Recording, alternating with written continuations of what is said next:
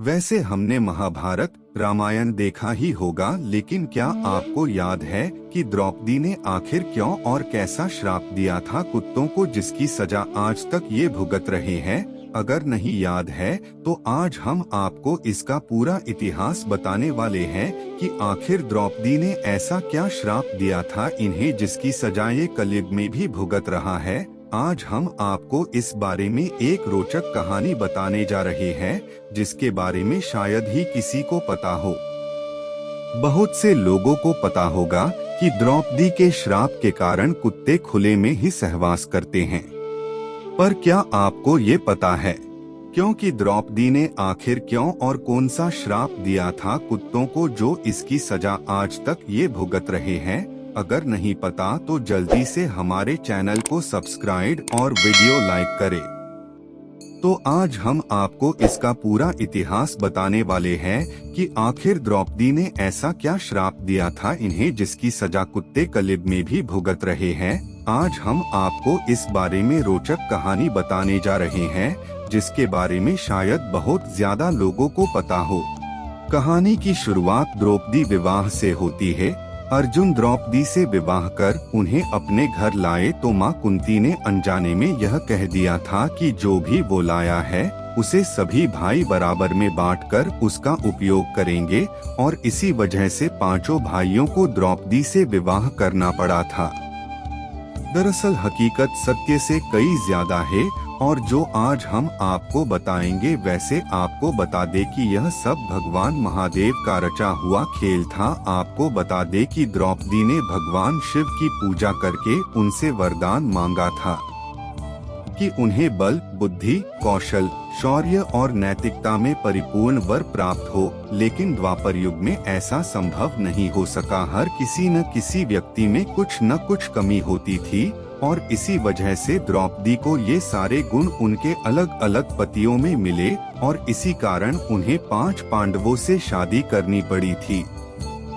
जब अर्जुन ने द्रौपदी को शादी करके घर लाए थे तो इसी कारण अनजाने में मां कुंती के मुंह से ये निकल गया कि इसे आपस में सब बांट लो, और अपनी मां कुंती का मान रखने के लिए पांडवों को द्रौपदी से शादी करनी पड़ी।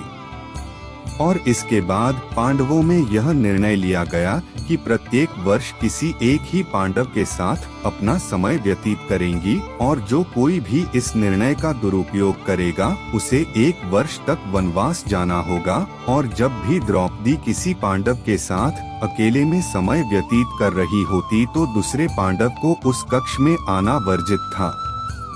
इसी दौरान एक ऐसी घटना घटित हो जिसकी वजह से कुत्ते को यह श्राप मिला कि सहवास करते समय उनको पूरी दुनिया देखेगी।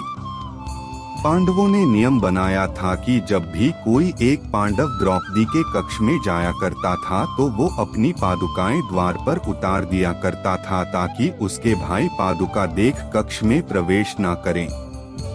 परंतु एक बार जब अर्जुन अपनी पादुका प्रवेश द्वार के बाहर उतार द्रौपदी के संग प्रेम प्रसंग में लीन थे, तभी द्वार पर एक कुत्ता आया, और खेल खेल में उस कुत्ते ने उस अर्जुन की पादुका उठा ली और उसे लेकर वो पास के जंगल में जाकर उसके साथ खेलने लगा। उसी दौरान भीम अपने कक्ष की ओर प्रस्थान कर रहे थे। उन्होंने देखा कि द्रौपदी के कक्ष के बाहर कोई पादुकाएं नहीं है, और वो द्रौपदी के कक्ष में प्रवेश कर गए। इस तरह से भीम को अपने कक्ष में देखकर काफी द्रौपदी शर्मिंदा हो गई, और बहुत ही क्रोधित होते हुए उसने भीम से कहा कि उसने कक्ष में प्रवेश कैसे किया, जबकि अर्जुन उनके कक्ष में है। इस पर भीम ने बताया कि बाहर कोई पादुका द्वार पर नहीं रखी है। दोनों भाई कक्ष के बाहर, और उन्होंने पादुकाओं को खोजना शुरू कर दिया।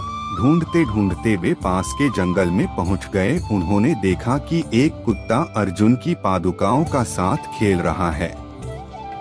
द्रौपदी इस बात से बहुत ही लज्जित महसूस कर रही थी, और उतनी ही क्रोधित भी थी, तो उसने क्रोध में आकर कुत्तों को यह श्राप दे दिया कि जैसे आज मुझे भीम ने सहवास करते देखा है, उसी तरह तुम्हें सारी दुनिया सहवास करते देखेगी। तभी से माना जाता है कि कुत्ते सहवास करते समय लोग लज्जा की चिंता नहीं किया करते हैं।